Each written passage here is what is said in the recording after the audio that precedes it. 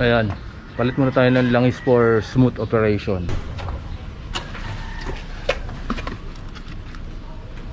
Habang pinapalitan yung langis ng kotse natin, tignan natin yung ibang kotse nila dito sa Motul.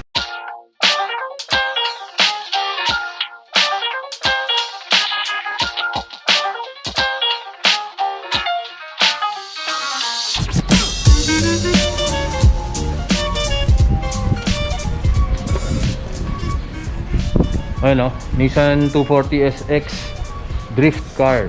So yun yung mga pinagmo-modify dyan. Yung mga kotse nyo, hindi nyo basta-basta pwedeng i-drift yung box type kung katulad nun. Hindi porket rear wheel drive yun, iikot na katulad nito. Si mga driver, yan yung stock sa Facebook. Yan, matastock na siya sa Facebook. Butero Taniguchi sa sa Best Motoring. Charles T, okay ka naman. Yan, Charles T of Motul. Parang wala lang parang karton hindi karton yan, tol. Parang to, meron daw tong 500 to 800 horsepower, depende sa mood nung nagdadrive. Yan, at ang nagdadala talaga dito itong gulong, preno, tsaka suspension. Yan, malamang ito pag lumiko, malaki angle ubus-ubus siya Gram Lights 57. Mahal yan. Parang preno pa lang nito, presyo na ng kotse nating lahat pinagsama-sama So hindi siya basta-basta nag-wide body. Nag-wide body yan dahil mas malapad yung mga gulong niya. May may function over form. Yung finger cap dito sinusukat hindi sa gulong carbon fiber din, tol. Tapos ito yung pang Yamaha Mio na side mirror. Hindi niya kailangan ng side mirror kasi pagilid umandar to side mirror. So, syempre tumama na lang drift car syempre na hindi kumikis-kis ng konti. Tangke ng gas, eto dadaan muna doon para pag lumiko hindi magtitila-tilamsik yung gasolina. Nandun lang siya sa banyan, may parang tangke, may next tangke dito sa loob. Syempre seryoso din kailan pwede magsakay ng iba kasi one seater lang.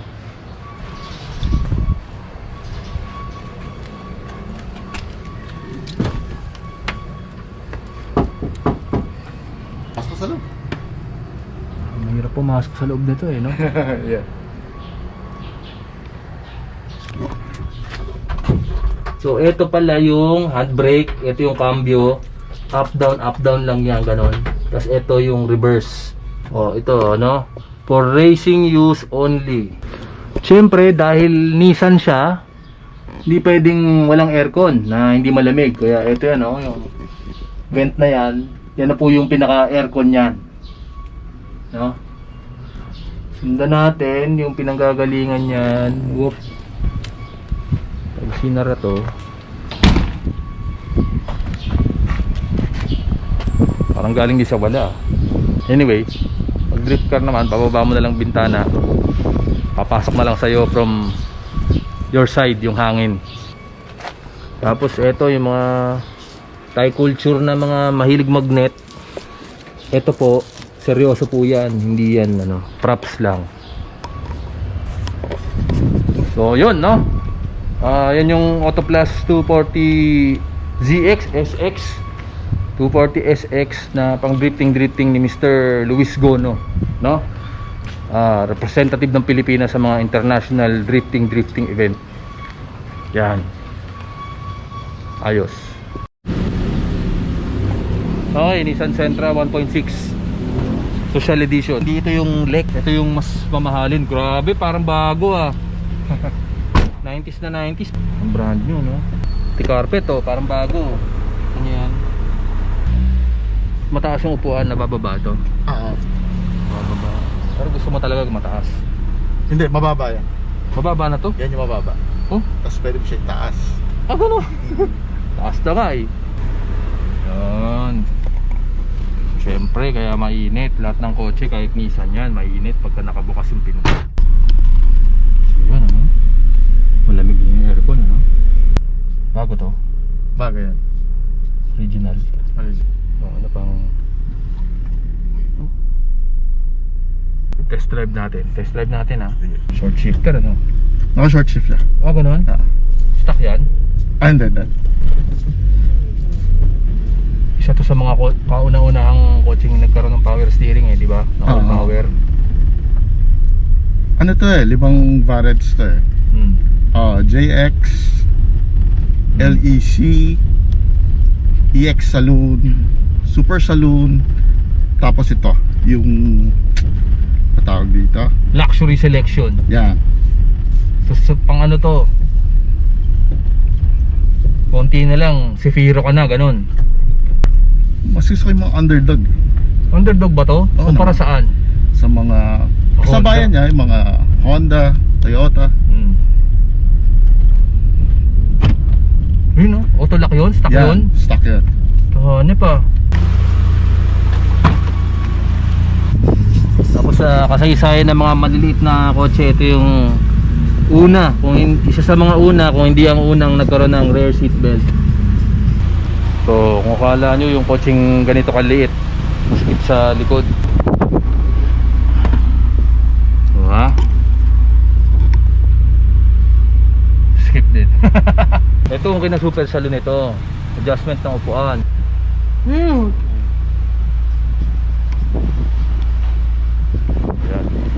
Para nakakakinig na ng The Sign si Tito Charles. Tapos yung power. So The Sign.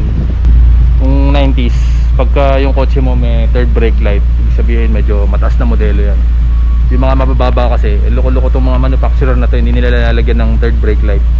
Kasi sabi, oh magtipid tayo, hindi kayo makikita pag pumipreno ng mga matataas na truck. Ayun. Kaya yung mga yayamanin lang ang protektado. Tapos yun, nabababa yung upuan sa likod. Defogger. Wala sa mga LEC. May tray sa ilalim, under seat tray. Lagyan ng robust.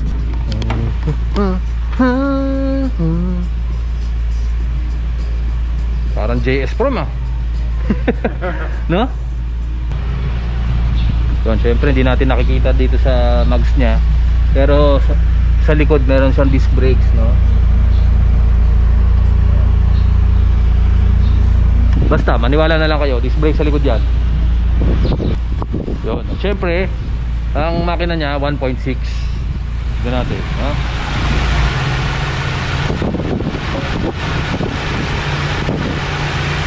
Oh.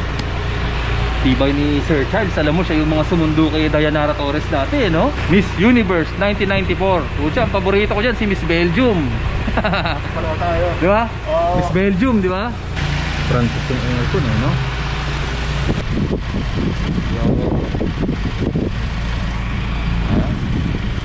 Tawag dyan GTS bumper, JBM number 1. Pwede bang bulong sa akin magkano ang presyuhan ng ganyan ngayon?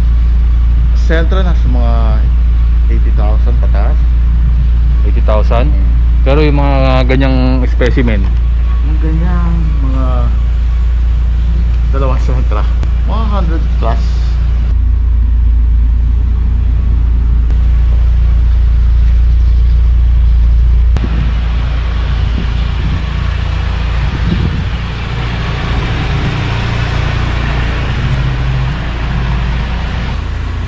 yun, minsan. So Charles, salamat sa papakita sa akin at mga naka-lockdown na kotse dito sa Motul. Thank you, sir. Ayan, ganda ng mga Nissan nyo. Sigurado ako marami pa kayong natatagong kotse dito sa Auto Plus. Sana next time makita rin natin. Sir, ano, bossing, thank you. So ito yung oil filter ng box type natin. Malamang dirty na to. Parang eto yan oh. Kinifilter yung mga coronavirus sa pagpasok sa butas ng ilong natin. Boss Diba? pa, sa'yo. O yun Nagpa-filter pa si Charles T. Go. Ang galing niya na sumagod yan. Alam mo, Huwag ka na. Ilalagay kita. Oh, dinoble ko na yung filter para walang makalusot na mikrobyo. Thank you Motul, sana oil.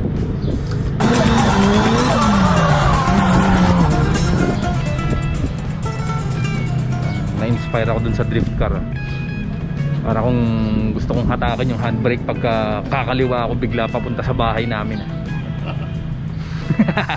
Don't try this at home.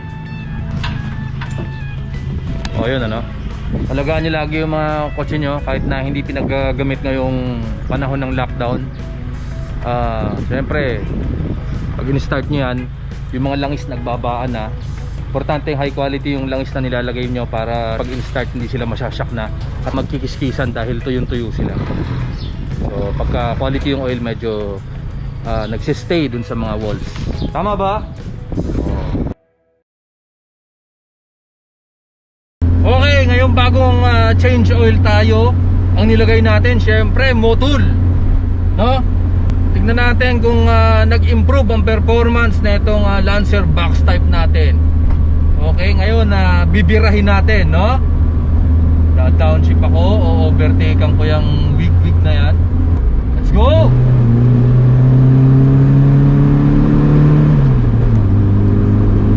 Wow! Wow! Grabe! Ang masasabi ko, no? Parehas lang. Parehas lang ang performance. Pero ang okay doon, sigurado ako na mas masaya yung makina dahil bago na yung kanyang oil. Hindi na yung siguro burak-burak na mga dati pa. O yun, so salamat Motul. Salamat dito sa Mascara. Salamat sa pagpapakita sa akin ng inyong drift car, yung Nissan ni Sir Charles T. Ingat.